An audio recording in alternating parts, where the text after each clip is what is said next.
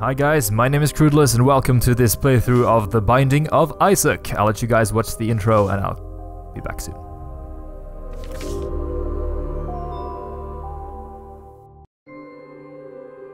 Isaac and his mother lived alone in a small house on a hill. Isaac kept to himself, drawing pictures and playing with his toys as his mom watched Christian broadcasts on the television. Life was simple, and they were both happy.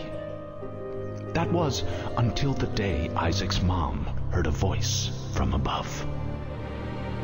"Your son has become corrupted by sin. He needs to be saved."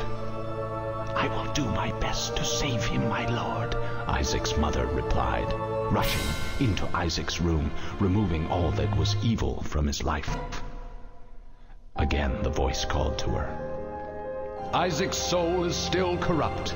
He needs to be cut off from all that is evil in this world and confess his sins." "I will follow your instructions, Lord. I have faith in thee," Isaac's mother replied as she locked Isaac in his room, away from the evils of the world. One last time, Isaac's mom heard the voice of God calling to her. "You've done as I've asked, but I still question your devotion to me. To prove your faith, I will ask one more thing of you." "Yes, Lord, anything," Isaac's mother begged. "To prove your love and devotion, I require a sacrifice. Your son Isaac will be this sacrifice. Go into his room and end his life as an offering to me to prove you love me above all else." "Yes, Lord," she replied, grabbing a butcher's knife from the kitchen. Isaac, watching through a crack in his door, trembled in fear. Scrambling around his room to find a hiding place, he noticed a trap door to the basement hidden under his rug. Without hesitation, he flung open the hatch, just as his mother burst through his door and threw himself down into the unknown depths below. Ooh, there we go, that's the story. So, Isaac has mommy issues. This game has been in my backloggery for a very long time, and I figured it would be about time I finished it, so I tried several times, and this is the playthrough in which I actually beat the game. Spoilers. So I got to the credits. I know there are several different endings and extra stuff added to the game, but I think I'm satisfied with this playthrough here. So the mechanics are pretty simple. You walk around with the WSD buttons and you shoot with the arrow keys. I'm using a controller actually, and I've mapped the movement keys to the D-pad and the shooting to the right analog stick, I think. And now we get two items. These items are, one of them is a tarot card, used to teleport you back to the entrance of the room, the entrance of the floor of the dungeon. And this is the CHARIOT, which we got earlier, which will give you a invincibility thingy and a unicorn horn. I used that unicorn horn to get through the door there. The door usually does damage to you. Like you see there, you lose half a heart container, so nasty business. But you see the tarot card is now gone, so they are a one-time consumable. You have bombs you can put around here and blow up the rocks, and you also have to the regular chests there without any gold on them can be opened without keys. Now we got Max's head. Max's head is an item that is permanent. It'll give us some advantage against this boss here. The boss is called Widow, and it likes to jump around. Max's head increases our the sizes of our tiers, the projectiles we're shooting here, so it'll also increase the damage we do, which is great. As you can see, the boss is taking a lot of damage when we're shooting at him, so that's nice. Sometimes you can be unlucky and you not get any items before the bosses, but this time I was extremely lucky. So, by destroying everything in this boss room, you get an item, and I got the wire coat hanger. And this item also increases our tiers by 0.7, which is calculated damage. And that's really good. As you can see, this door up top here is also the next boss room, but I wanted to explore a bit around and see if we could get some more items powering us up even further. And I think we do actually. These guys are mutton chops shooting at us. I missed that bullet there, but I think we'll be fine. You can see at our heart containers we have, to the right there, we have a blue heart. That's a soul heart, which essentially means that it's a one-time use heart. Once we've lost that life, it will be gone forever. They can also not be refilled by regular item drops.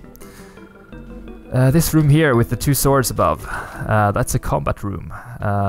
If you decide to take the item in there, you will be faced in a trial of ordeals with several enemies spawning for something like 3 turns or something. Now these guys are simply very angry heads shooting tear-like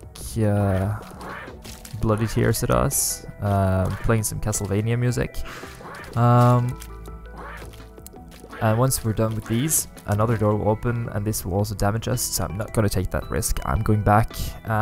Being fairly conservative, I've learned that there's a good strategy is to try to avoid taking damage as much as possible.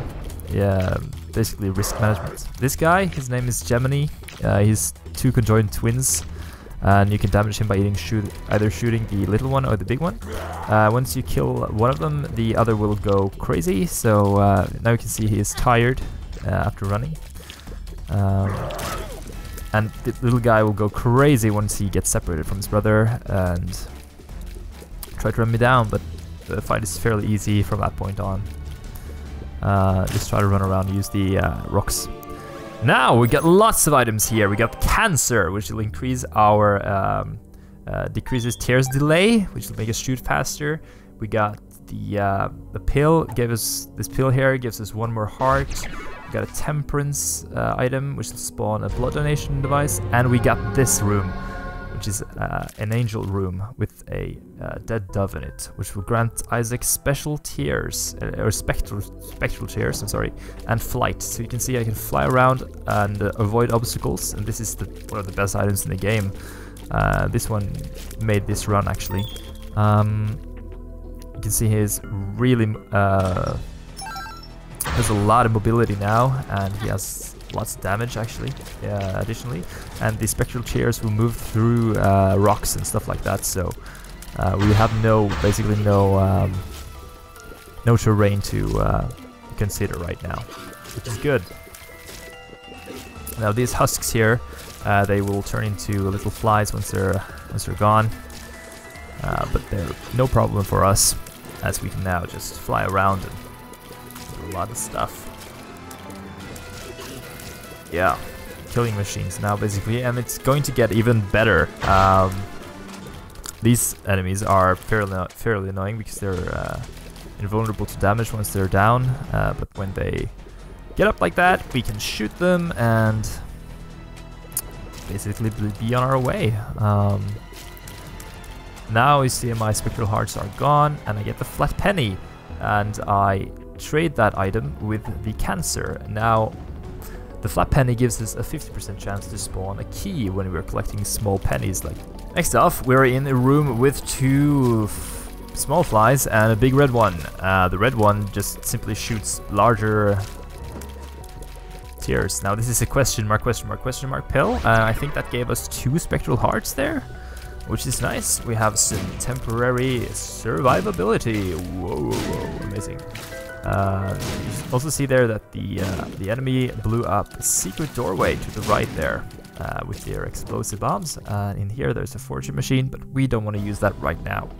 We're gonna save our cash. There's a sacrifice room, and there's a challenge damage room down there at the bottom.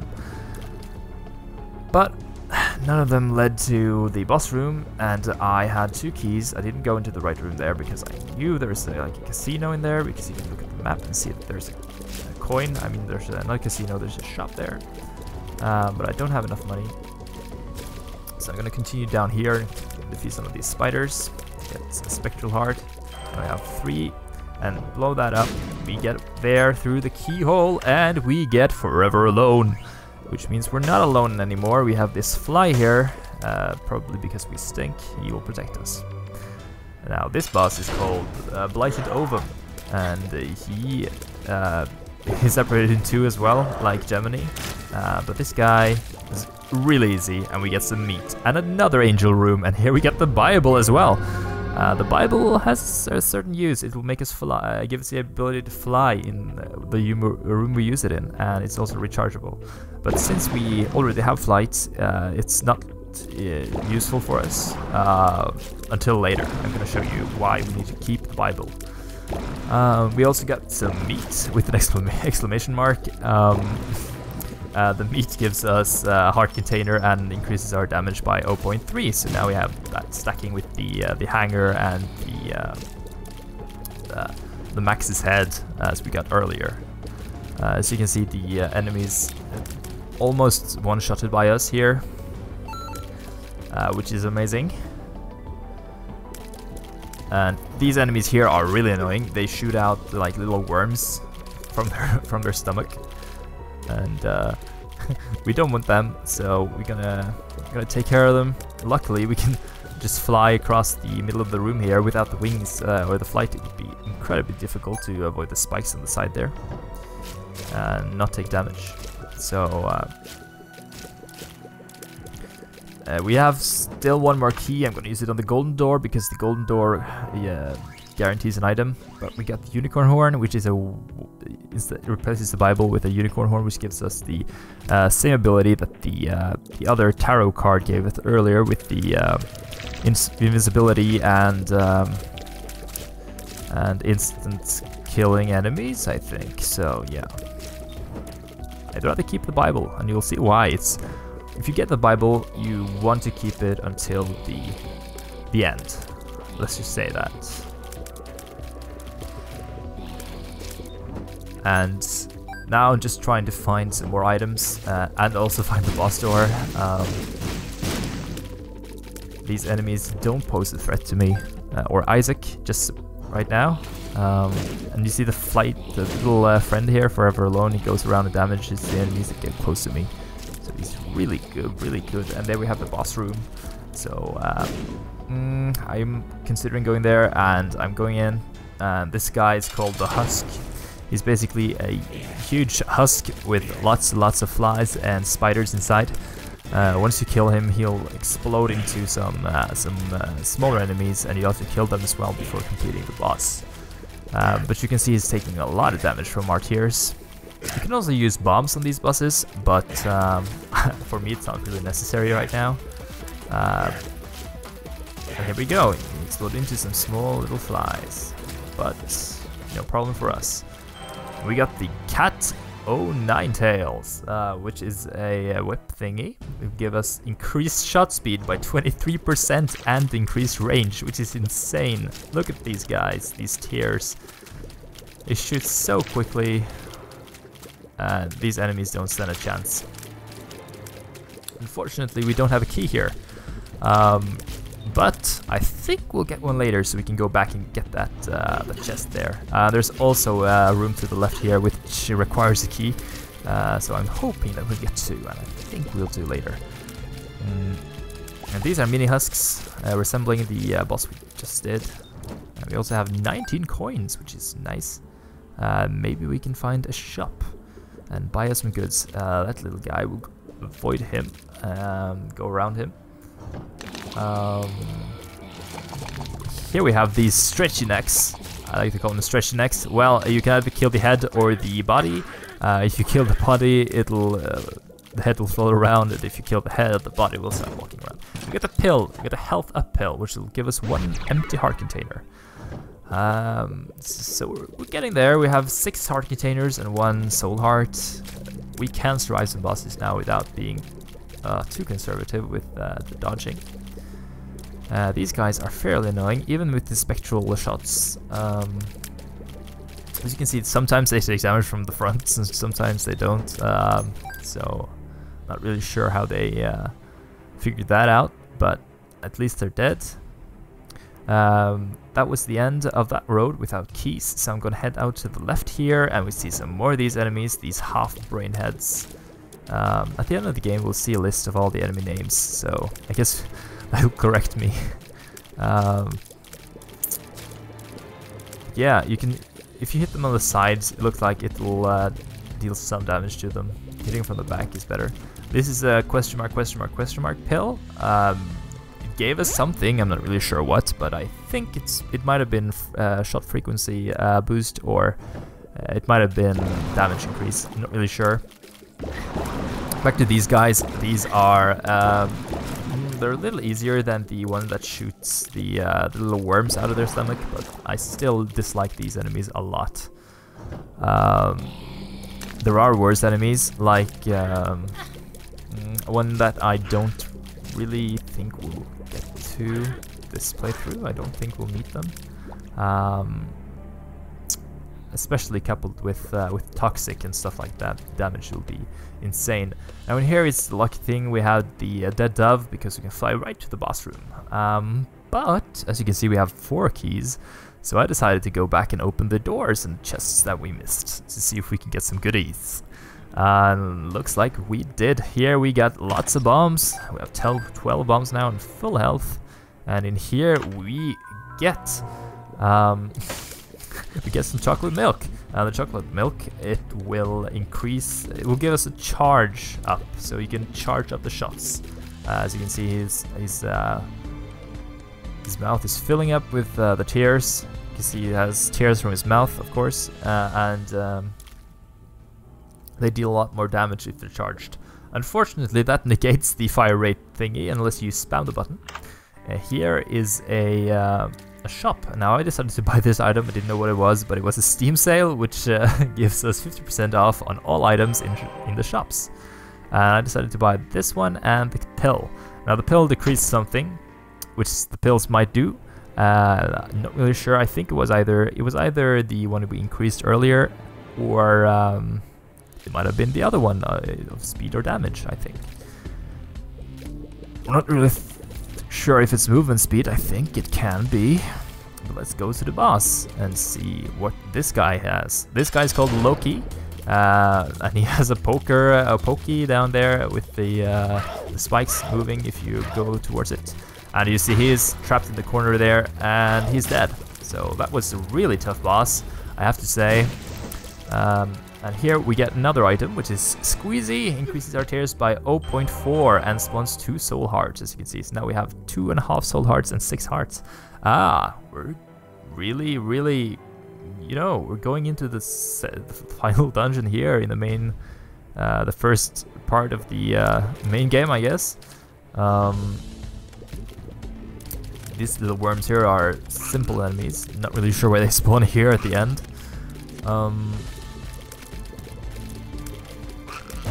What we're gonna do now is we have to find Mom and take care of her, because she's trying to sacrifice us.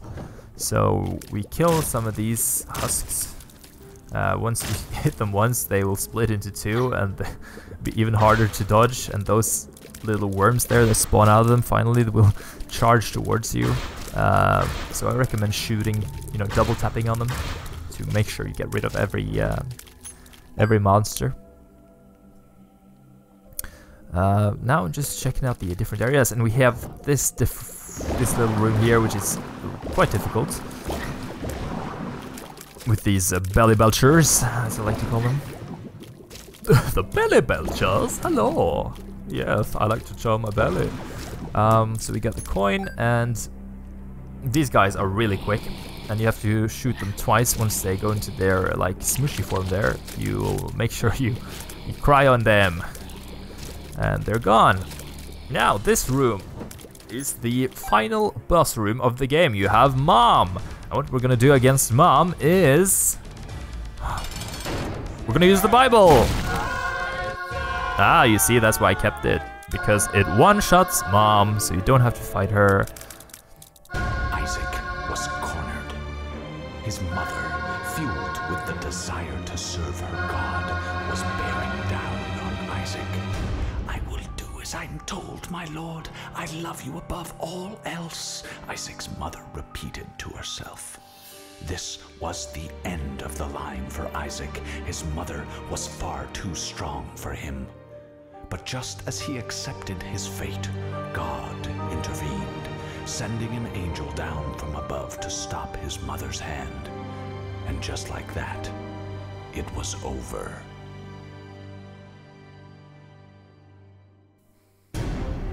Oh my god! That was the mother!